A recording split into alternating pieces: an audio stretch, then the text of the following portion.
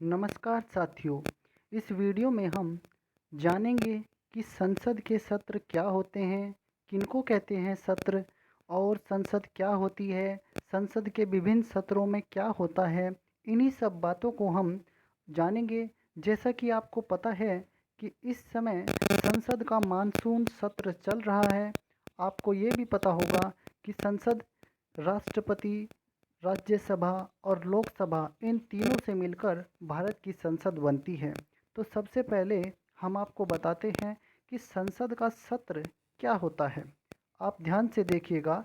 संसद के सदस्यों द्वारा जनता के मुद्दों पर बहस करने और नए प्रस्तावों पर अपना मतदान करके अधिनियम का रूप देने और पुराने अधिनियम में संशोधन करने के लिए जिस अवधि का निर्धारण किया जाता है, इसे एक संसद सत्र कहा जाता है।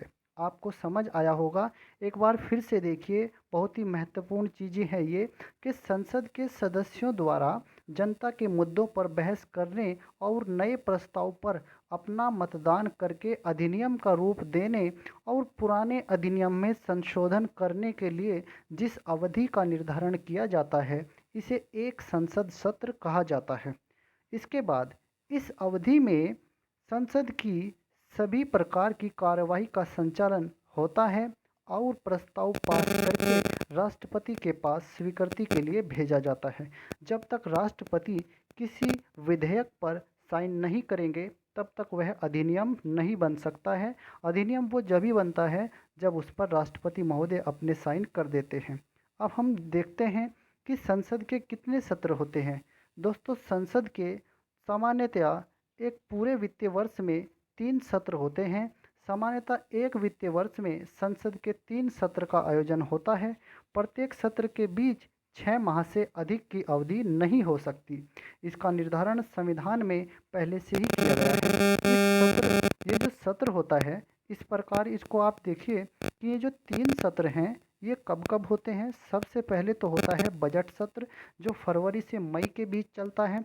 फिर होता है मानसून सत्र, जो जुलाई से सितंबर के मध्य चलता है, और इस समय संसद का मानसून सत्र ही चल रहा है। शीतकालीन सत्र होता है तीसरा, जो नवंबर से दिसंबर तक चलता है। तो अब आपको ये तो पता लग गया होगा कि सत्र क्या होता है और संसद के कितने सत्र होते हैं। संसद के 3 सत्र होते हैं, हम आपको बता चुके हैं। अब बात करते हैं राज्यसभा में। बजट सत्र को 2 भागों में विभाजित कर दिया जाता है। इन दोनों भागों के बीच 3 से 4 सप्ताह का अवकाश रहता है। इस प्रकार से राज्यसभा के एक वर्ष में 4 सत्र होते हैं।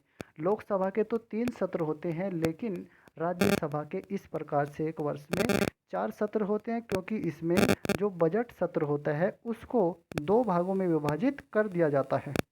अब बात करते हैं हम बजट सत्र की। बजट सत्र क्या होता है, देखते हैं। संसद में बजट सत्र का आयोजन फरवरी महीने से मई महीने के बीच किया जाता है।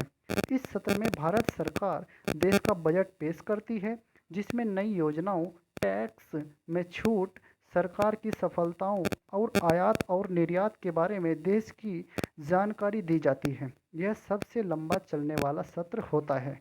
अगर आपसे पूछा जाए कि संसद में कौन सा सत्र, लोकसभा का कौन सा सत्र सबसे लंबा चलता है, तो ये बजट सत्र ही सबसे लंबा चलता है। इसके बाद हम बात करते हैं मानसून सत्र की। मानसून सत्र जो होता है, ये जुलाई से सितंबर तक आयोजित किया जाता है। इसकी तिथि का निर्धारण राष्ट्रपति की तरफ से केंद्र सरकार करती है।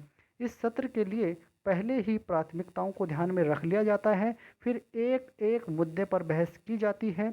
बहस खत्म होने के बाद उस मुद्दे का प्रस्ताव पेश किया जाता है। यदि प्रस्ताव जो प्रस्ताव पेश किया जाएगा, यदि प्रस्ताव पास हो जाता है, तो उस पर राष्ट्रपति की स्वीकृति के लिए उसको राष्ट्रपति की स्वीकृति के लिए भेज दिया जाता है। भारत में मानसून जून जुलाई माह में आता है, इसलिए इस सत्र को हम मानसून सत्र ही कहते हैं। क्योंकि भारत में जो मानसून है वो जून जुलाई माह में आता है, इसलिए इस सत्र को हम मानसून सत्र कहते हैं। और तीसरा और लास्ट सत्र है शीतकालीन सत्र। इस सत्र का आयोजन नवंबर से दिसंबर के बीच किया जाता है। इस समय भारत में कड़ाके की ठंड पड़ रही होती है, इसलिए इस सत्र को शीतकालीन सत्र कहा जाता है। इस सत्र में भी चर्चा, प्रस्ताव पेश करना, प्रस्ताव के लिए मतदान और प्रस्ताव पारित करने की प्रक्रिया होती है, सेम वैसे ही जैसे कि अन्य सभी सत्रों में होती है। तो इस प्रकार से साथियों हमने संसद के 3 सत्रों के बारे में देखा है। और आपको अगर ये वीडियो अच्छा लगा है तो कृपया करके वीडियो को लाइक कीजिए, शेयर कीजिए और हमारे चैनल को सब्सक्राइब ज़रूर कीजिए। धन्यवाद साथियों।